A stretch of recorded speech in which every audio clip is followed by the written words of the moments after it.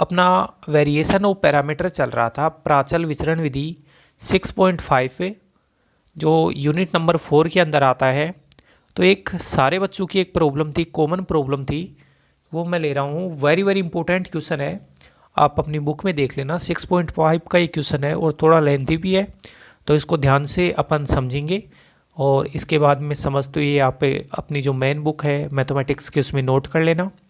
अभी तक दोस्तों अगर आपने हमारे चैनल को सब्सक्राइब नहीं किया तो सब्सक्राइब करें और वीडियोज़ को शेयर करें, लाइक करें, अपने दोस्तों को बताइए और वीडियोज़ को ऑनलाइन पढ़ा करो।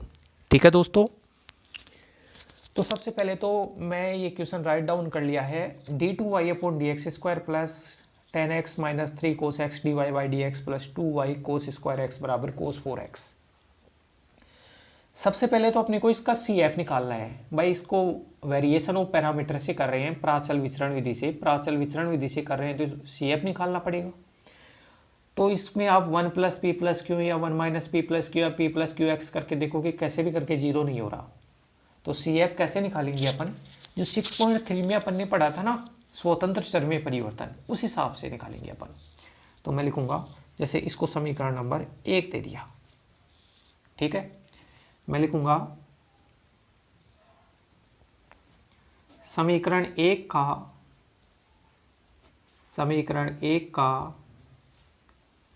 CF ज्ञात करने के लिए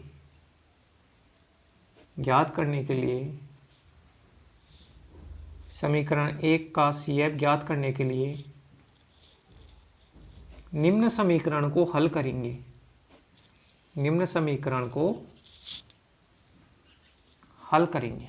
अब देखो भाई, इसका CF निकालना है ना, तो कौन से समीकरण को हल करेंगे, d2y upon D X square plus 10x minus 3 cos X D Y by D X plus का 2y कोस स्क्वायर एक्स बराबर 0।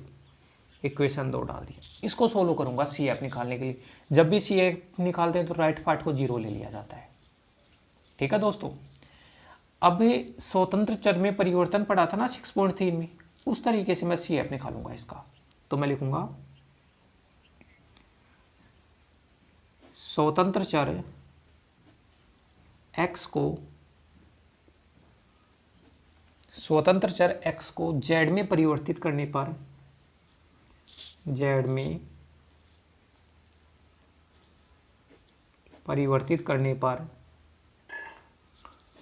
स्वतंत्र चर x को z में परिवर्तित करने पर ये जो इक्वेशन 2 है ना, वो कैसे बन गया, d2y upon D Z square plus p1 D Y by D Z plus q1y बराबर r1।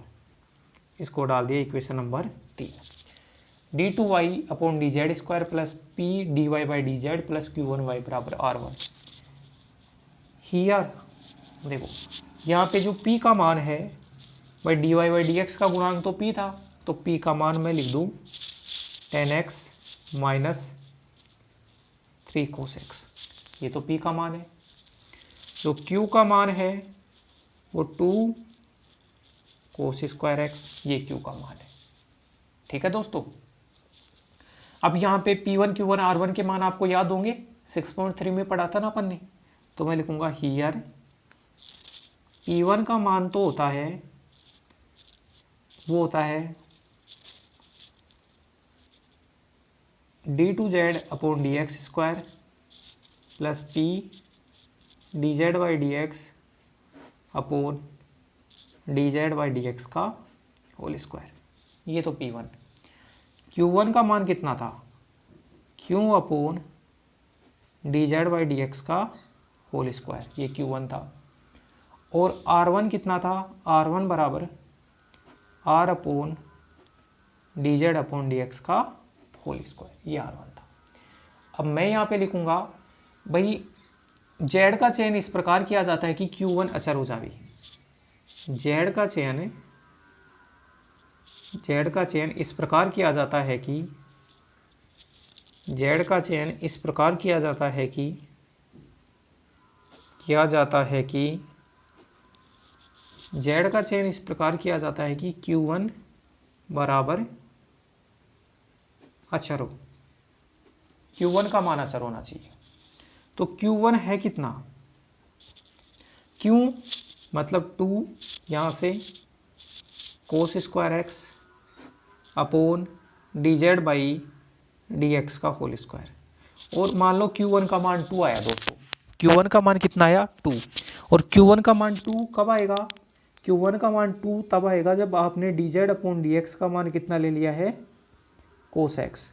D Z upon D X का जो मान है, अगर D Z upon D X का मान आपने कोस एक्स यहाँ से लिया तो कोस स्क्वायर एक्स से कोस स्क्वायर एक्स कट गया और Q1 का मान कितना आ गया, 2 आ गया। तो कुल मिला के इतना आपको समझ में आ गया होगा। थोड़ा सा लेंथी क्वेश्चन है, ठीक है फ्रेंड्स। आगे बढ़ते हैं अपन। ये तो Q1 हो गया। अब यहाँ पे आप एक चीज़ देखिए भाई, D Z upon D X का मान कितना है, D Z upon D X का मान कोस एक्स है। अगर एक बार अवकलन करना चाहूँ, D two Z upon D X square का मान माइनस का साइन एक्स, और जेड का मान कितना होगा, इंटीग्रेशन करोगे तो इसका साइन एक्स। ये तीन चीज़ें जो अपने को चाहिए होती हैं वो निकाल लिया। अच्छा, R1 का मान देखो, R1 का मान है 0। क्यों, R1 का मान होता है R upon D Z upon D X का होल स्क्वायर। और जब R पहले से इस क्वेश्चन में, क्वेश्चन नंबर 2 में R का मान कितना है 0, ये राइट साइड में होता है वो R होता है। R का मान 0 है तो R1 ऑटोमेटिक 0 हो गया। अब P1 देखो, अब P1 का मान है, इस फॉर्मूले के अंदर वैल्यू रखता हूँ, P1 बराबर कितना होता है, D two Z upon D X square, ये रहा D two Z upon D X square minus का साइन एक्स प्लस P का मान, अब क्वेश्चन में P का मान ये रहा 10x माइनस 3 कोस एक्स। तो मैं यहाँ लिखता हूँ 10x माइनस 3 कोस एक्स। इसको करना है D Z upon D x से गुणा, मतलब कोस एक्स से गुणा करना है, और नीचे D Z upon D X का होल स्क्वायर मतलब कोस स्क्वायर एक्स। तो P1 बराबर है माइनस साइन एक्स। 10x कितना होता है, sine x upon cos x, cos x से कोस एक्स गया तो ये साइन एक्स, और ये कितना है माइनस का 3 कोस स्क्वायर एक्स अपॉन कोस स्क्वायर एक्स। ये टर्म इससे कैंसिल, तो कुल मिला के कितना आ गया, -3 आ गया। P1 का मान आ गया।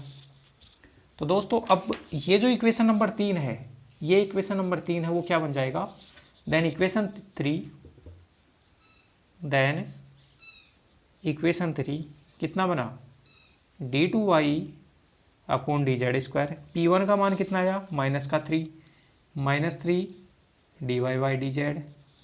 Q1 का मान कितना आया, Q1 का मान आया 2 प्लस का 2y बराबर 0। इसका सॉल्यूशन होगा वो CF होगा। अब मैं मानूंगा कि लेट कैपिटल D का मान है वो D अपॉन डी जेड है, तो ये बना D square minus 3D plus का 2 और बार y बराबर 0। इसका सहायक समीकरण,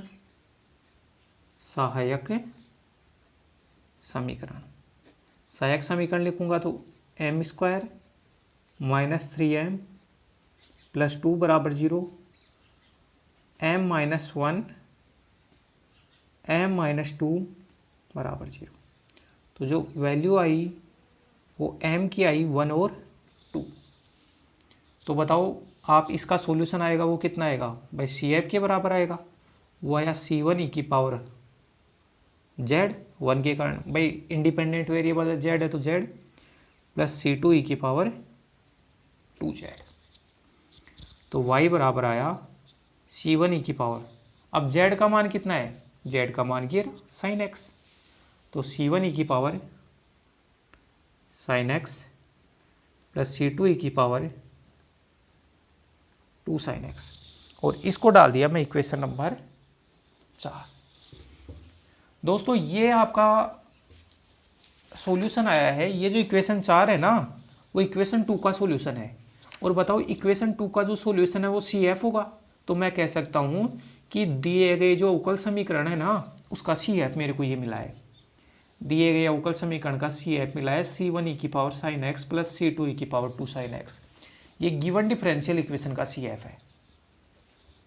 तो आप इसको देखिए 6.3 के तरीके से मेरे को करना पड़ा, इसको गिवन डिफरेंशियल इक्वेशन का CF निकाल लिया मैंने।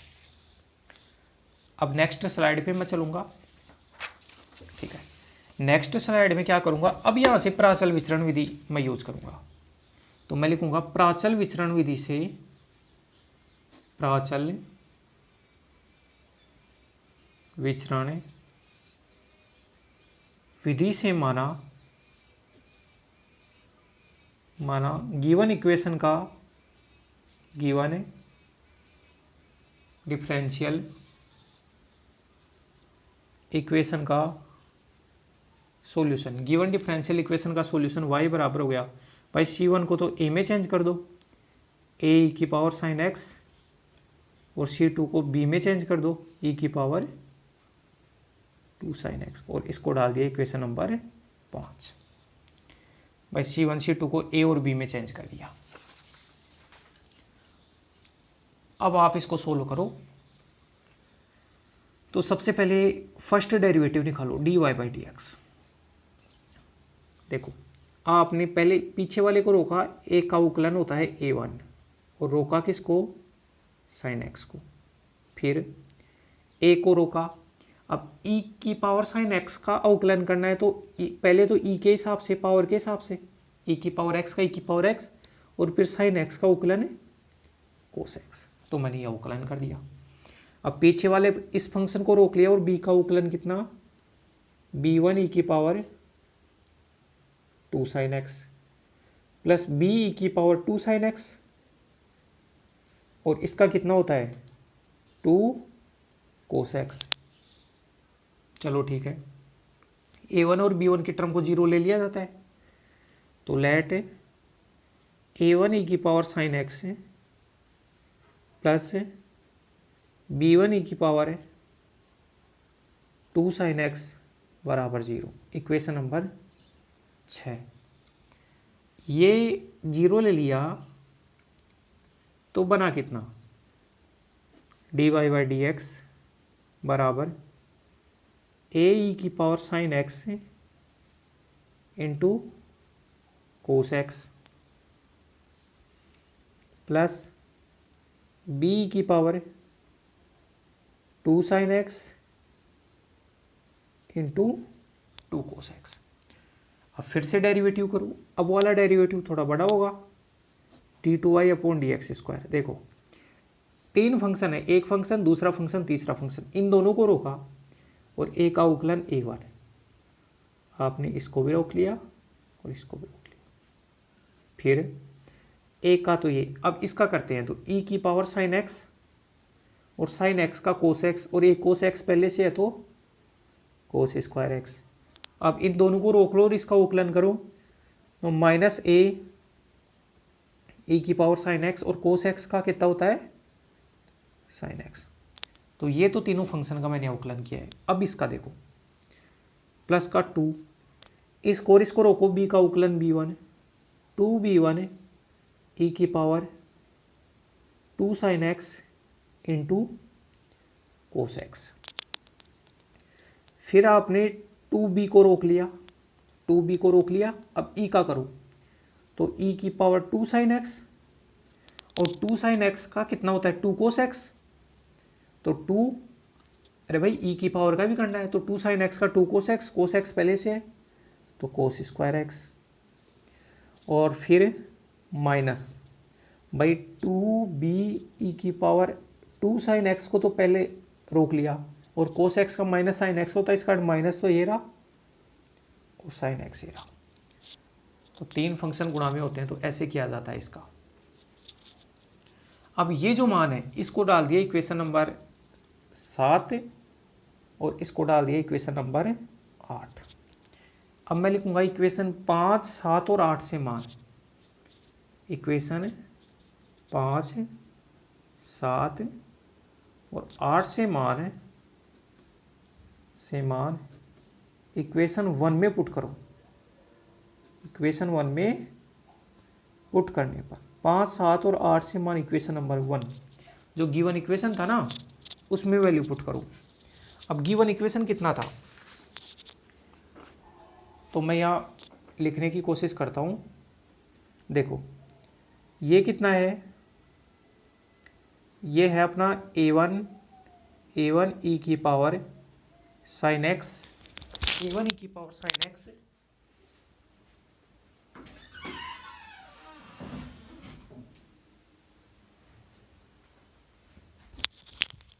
हाँ तो दोस्तों पता है ऐसा करने से केवल a1 और b1 की टर्म बचती है और सारी टर्म कैंसिल हो जाती है। तो क्यों ना मैं इतनी कैलकुलेशन इतना लंबा करूं, उससे अच्छा है कि a1 और b1 की टर्म को लिख दूं। a1 की टर्म तो ये रही इंटू कोस एक्स, a1 की टर्म तो ये है और जो b1 की टर्म है वो ये रही। b1 की जो टर्म है 2b1 e की power 2 sine x into cos x. और इन सबको लिखने की ज़रूरत नहीं है क्योंकि ये कैंसिल होगा और जीरो बनाएगा। आप देख लेना थोड़ी सी कैलकुलेशन बड़ी होगी, ये ए और बी कट के जीरो बनाएगा और जीरो बनाना ही चाहिए। तो केवल आप a1 और b1 की टर्म लिख दो, ठीक है। और a1 और b1 की टर्म लिखोगे, सेकेंड डेरिवेटिव यहाँ पुट किया, फर्स्ट डेरिवेटिव की वैल्यू यहाँ पुट कर दोगे और y की वैल्यू पुट कर दोगे तो बराबर cos 4x। तो मैं सीधा बराबर में कितना लिख देता हूँ, cos 4x। मैंने डायरेक्ट ये इसलिए लिखा है दोस्तों क्योंकि जब आप अगर ये सारी की सारी वैल्यू भी पुट करो ना तो अपनी जो स्टेप लास्ट स्टेप आती है उसमें a और b के गुणांक तो जीरो हो जाते हैं और a1 और b1 की टर्म बचती है।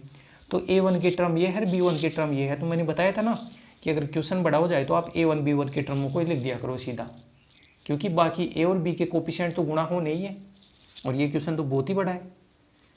अब यहाँ से cos x भी कटा तो a1 e की power sine X plus 2b1 e की पावर 2 साइन एक्स बराबर कोस क्यूब एक्स। इसको डाल दिया इक्वेशन नंबर 9। अब इक्वेशन नंबर 6, एक तो ये रहा 6 और ये 9, 6 और 9 को सोल्व करूंगा और a1 और b1 की वैल्यू निकालूंगा मैं। तो एक बार तो 6 और 9 दोनों को एक जगह लिख देता हूं।